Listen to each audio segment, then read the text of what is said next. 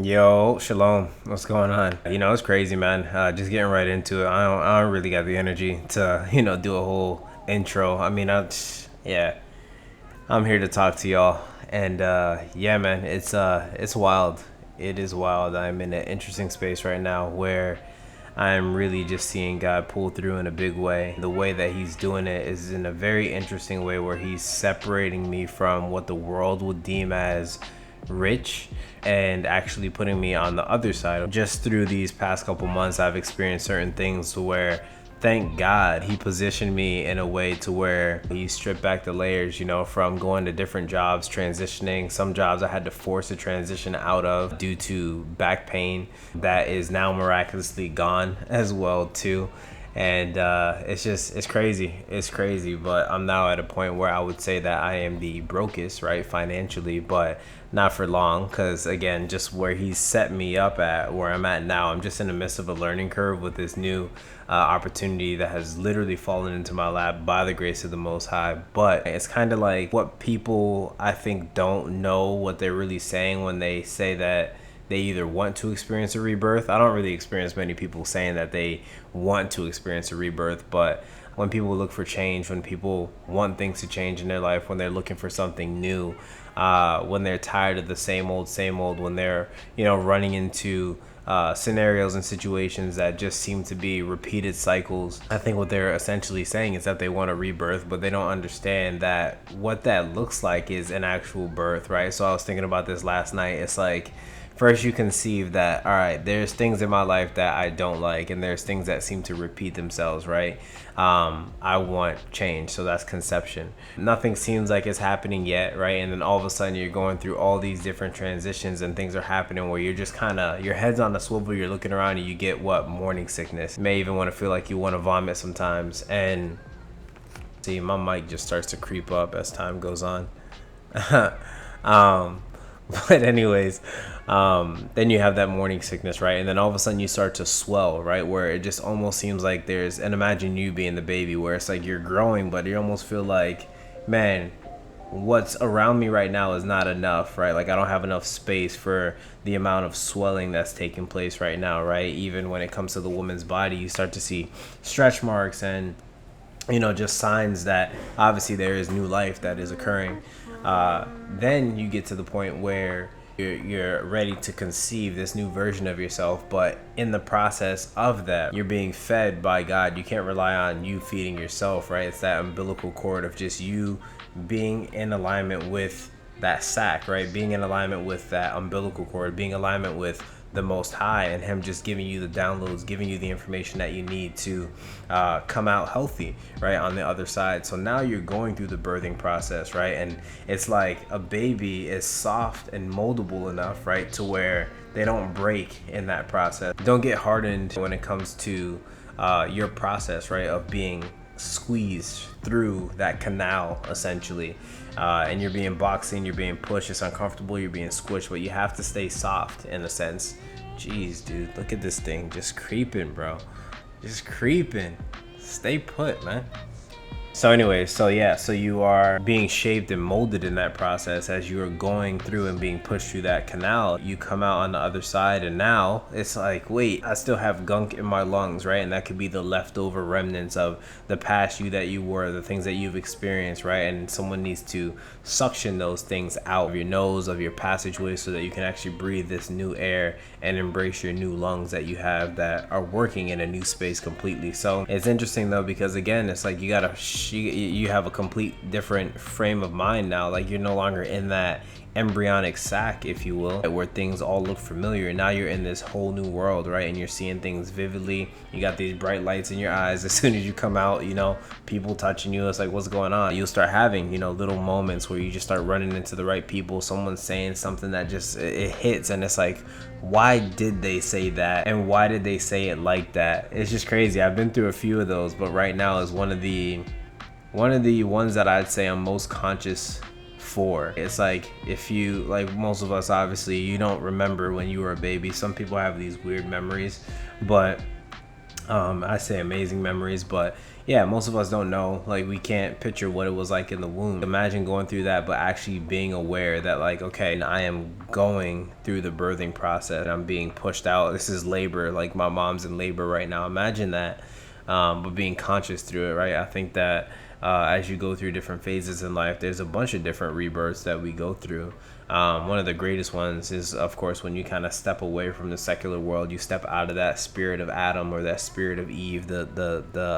They call it like when people are still under the curse of Adam and Eve. Now you're on the other side, and you know what it was like to have a bite of the fruit of the knowledge of good and evil, right? But now you actually know to do better, right? You know to do things that actually enrich your spirit rather than things that grieve the spirit. It's best to run all things through Christ, because you tried you tried going through life without running things through Christ, and you saw how that turned out. It actually was more damaging than anything, right? You saw what happened when you chase the fruits of this world, and you think that you'll be okay in that, right? And that it just doesn't matter, and then you realize, no, everything that I do does matter. Everything that I do is being accounted for. Everything that I experience doesn't necessarily have to be experienced. If I would have sought wisdom first, that would have saved me from that heartache or that heartbreak or just that overall hard lesson that you sometimes have to learn.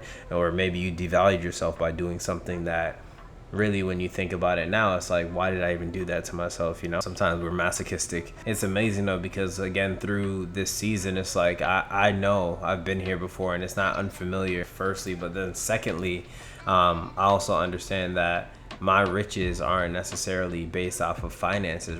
Those things will come as long as I'm seeking the wisdom of the Most High. So I just want to read, for instance, Proverbs 8 verse 15 through 18. I'll also read Proverbs 8:21. So 15 through 18. So by me kings reign and princes decree justice. By me princes rule and nobles, even all the judges of the earth.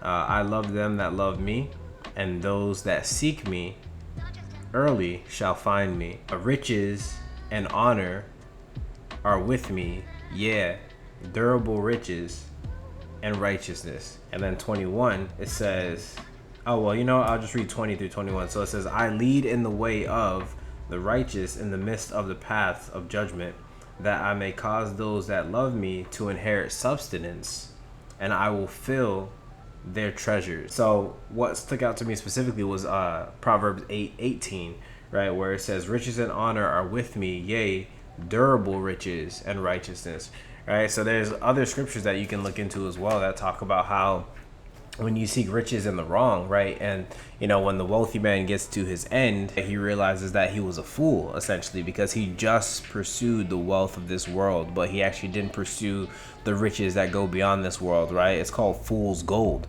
right? If you fall for the riches of this world, it's like, well, this world is passing away. You know what I'm saying? So if you're not storing your riches up in heaven, it's like, okay, you may gather and have an amazing life in this life, but if you did it all in a way to where it dishonored God, right? Or maybe you didn't even realize you were dishonoring God, but just the fact that you think that it's just your fruit to eat, and you don't realize that all these things are given to you by God. But then there's also times where it's given to you because you're honoring the enemy. So he's giving you the fruits of this world to keep you addicted and enticed to pursuing the fruits of this world, and not realizing that, yeah, sure, you can have a great life here, but if you're also not stewarding towards the kingdom, right? If you're not living your life in a way that honors your life, if you're not living your life in a way that honors Christ, right, and that's putting him first, and that's getting you, I guess you would say, points, right, accumulated. This mic's driving me crazy. But if you're not accumulating XP points, essentially, to stow your riches up in heaven, when this world does pass away, it's like, well, you've died, and everything that you pursued is also gone as well, and you don't have eternal life. It's like, what's the point? I'd much rather, and this is where my mindset is at, it's like, I care to obviously take care of things that I need to take care of while I'm here, but what is the overarching purpose behind what I do, why I do it, how I do it? Like, for instance, when this new career, I'm in this office, and it seems like over this last year especially, every career field that I'm in, I'm around very worldly people, but I find a way to be a light in that room. and I'll be the one to bring up the talk of the Bible. You know what I mean? I was just in a room today and the guy was like, yeah, you know, oh, you ever had, he was talking to another guy just casually, oh, you ever had like happy endings? Oh man, happy endings the best, man. I just feel so free. You know, I'm just releasing my demons. You know what I mean? And I was just like, I'm free. He said, I'm free in my demons. And I was like, that's interesting. I was like, you know, brother, I saw a tattoo on his arm and it had like the 3 crosses, and I don't really know what it fully means, but yeah, forgive me, I'm still learning. But anyways, I was just like, oh, you know, tell me more about that tattoo, and we got into the conversation, and I just, you know, handed him my Bible, and I was just like, you know, this right here, I was like, this is how you free your demons. You know, this is how you actually break those shackles, and you know, not through a happy ending massage. And that just spiraled into a conversation. He kind of started explaining himself, and I was just hearing him in love, and I was like, I'm not judging you or anything like that, you know, because I've definitely been there, the weed and all of that. I haven't had any happy ending massages, but it's like definitely came close, definitely thought about it. But it just is weird. Like, to me, that's very, very transactional and odd. Some random person, and that's what they do. It's like, your hands are dirty, bruh. You know what I mean? Anyways, you know, so it's not casting judgment. It's just like, it's an opportunity, I saw it as, to be able to share with him a different light. And that's just a seed that I'm there to plant. I used to be the one that would think that I need to grow that seed right then and there. And it's just like, no, I just plant it, you know, and God will water it, right? And his own thoughts will water it. And, you know, his own convictions will water it. And essentially, like, throughout the day, I just kind of saw him moving a little differently, even calling other guys out for being more, you know, very vulgar and cursing a lot. And I was just like, look at him, like, that spirit is working in him, because he knows that there's not to put this crown on myself, but there's a man, a righteous man, but I would say a man that's in pursuit of righteousness, but still, you know, a sinner saved by grace that doesn't abuse the grace, right, but is saved by grace and tries to operate from that, not as a license to sin, but, you know, as a license to be righteous, right, for the sacrifice that was made on our behalf, right, and the blood that was shed for me. So yeah, it's that's the richness though that I'm seeing in this season. And I know with that, like I shared with him, I was like, you know, you pursue the kingdom and all things will be added onto you, because he made mention right before that you know, happy ending comment about how he's just like after the bag, you know what I mean? And I was just like, that's all fickle, bro, you know, and that'll all fade away. It's more so about, are you doing things that are in alignment with, you know, what God calls us to do, and are we honoring God, you know, by saying we're believers in him? It's like, okay, cool, but how are you modeling that in your life, you know what I mean? And by the grace of God, he allowed me, you know, to, you know, share those, what some would consider like harsh things to him. This world's too soft, man. Anyways, just wanted to leave that there, man. You guys already know, do all the YouTubey things, like, comment, subscribe, really just to, you know, be able to get this message out. You know, if it impacted you, hopefully it'll impact someone else through the algorithm, but also through you guys sharing it as well. And yeah, feel free to comment, you know, comment on moments where you might have stepped into your spiritual bravery and evangelize in that way. So anyways, love you guys. I'll talk to you soon.